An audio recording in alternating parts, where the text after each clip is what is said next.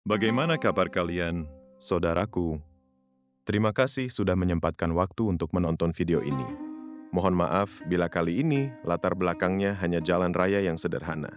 Tapi justru di perjalanan inilah kita bisa merenung lebih dalam. Karena hari ini kita akan membahas sebuah kisah dari masa lalu yang penuh pelajaran luar biasa tentang luasnya rahmat Allah.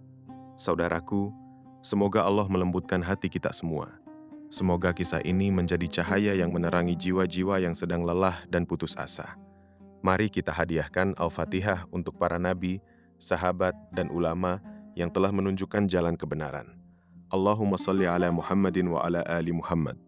Semoga salawat senantiasa tercurah kepada Rasulullah sallallahu alaihi wasallam. Pernahkah engkau merasa, saudaraku, bahwa dosa-dosa yang telah engkau lakukan terlalu besar untuk diampuni? Seolah-olah engkau sudah terlalu jauh tersesat, terlalu kotor, hingga pintu taubat seakan tertutup rapat. Kisah ini diriwayatkan dalam hadits sahih, tercantum dalam Sahih Bukhari dan Sahih Muslim, dari Abu Sa'id Al-Khudri, radhiyallahu anhu. Rasulullah Shallallahu Alaihi Wasallam bersabda, "Dahulu, di antara umat sebelum kalian, ada seorang lelaki yang telah membunuh 99 jiwa. Kemudian ia bertanya tentang orang yang paling alim di muka bumi. Ia ditunjukkan kepada seorang rahib, ahli ibadah. Ia mendatanginya dan berkata, 'Aku telah membunuh 99 orang. Apakah masih ada taubat bagiku?' Rahib itu menjawab, 'Tidak ada.' Maka lelaki itu pun membunuh rahib tersebut, sehingga genaplah 100 jiwa yang hilang di tangannya. Bayangkan, saudaraku, 99 nyawa, lalu ditambah satu lagi. Hatinya gelap, dosanya menumpuk seperti gunung yang menghimpit dada. Tapi di dalam lubuk hatinya yang paling dalam, fitrah masih berbisik. Ada kegelisahan yang tak kunjung hilang. Ia terus mencari. Ia bertanya lagi tentang orang yang paling alim. Kali ini, ia ditunjukkan kepada seorang alim yang benar-benar memahami agama. Dengan suara penuh harap, ia berkata, 'Aku telah membunuh 100 orang. Apakah masih ada taubat bagiku?' Sang alim menjawab dengan tenang dan penuh keyakinan, 'Ya, siapa yang bisa menghalangimu dari taubat? Pergilah ke negeri ini dan itu. Di sana ada orang-orang yang beribadah kepada Allah. Beribadahlah bersama mereka, dan jangan pernah kembali ke negerimu yang buruk itu.' Allahu Akbar." Kalimat itu bagaikan hujan rahmat yang menyiram tanah yang kering kerontang. Lelaki itu segera berangkat. Ia tinggalkan segala masa lalunya, lingkungannya yang penuh dosa. Langkah demi langkah ia tempuh dengan penuh penyesalan dan harapan. Namun, di tengah perjalanan, ketika ia baru mencapai separuh jalan, ajal menjemputnya. Ia wafat sebelum sampai ke negeri tujuan. Saat itu, malaikat rahmat dan malaikat azab berebut mengambil ruhnya. Malaikat azab berkata, "Ia belum pernah berbuat kebaikan sedikit pun." Malaikat rahmat berkata, "Ia datang dalam keadaan bertaubat, menghadapkan hatinya kepada Allah."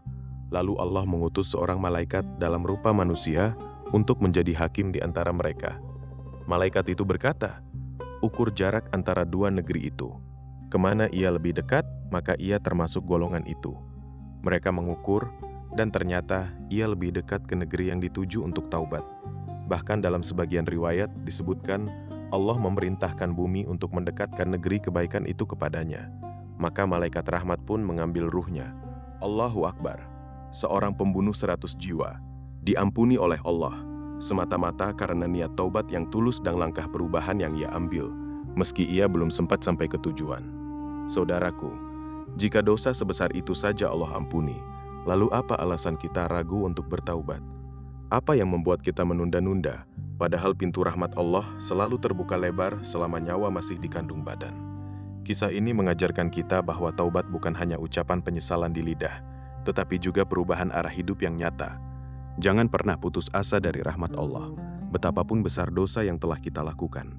Namun ingat, jangan pula menunda taubat, karena kita tidak tahu kapan ajal akan datang. Apakah kita akan sempat sampai ke negeri kebaikan, atau berhenti di tengah jalan? Semoga Allah menjadikan kita hamba-hamba yang selalu kembali kepadanya dengan taubat nasuha, mengampuni dosa-dosa kita, dan mengakhiri hidup kita dengan husnul khatimah. Allahumma ghfir lana dhunubana wa tab alaina taubatan nasuha waj'alna min ibadikas salihin. Amin ya rabbal alamin. Bagaimana menurut kalian, saudaraku? Apakah ada bagian dari kisah ini yang paling menyentuh hati kalian? Silakan tuliskan di kolom komentar. Mungkin ada pelajaran yang kalian ambil, atau ada kegelisahan yang ingin kalian ungkapkan. Siapa tahu, komentar kalian menjadi pengingat dan hidayah bagi saudara-saudara kita yang lain. Semoga setiap kata yang kita ucapkan dan tulis menjadi amal kebaikan yang mengundang rahmat dan hidayah dari Allah. Insya Allah.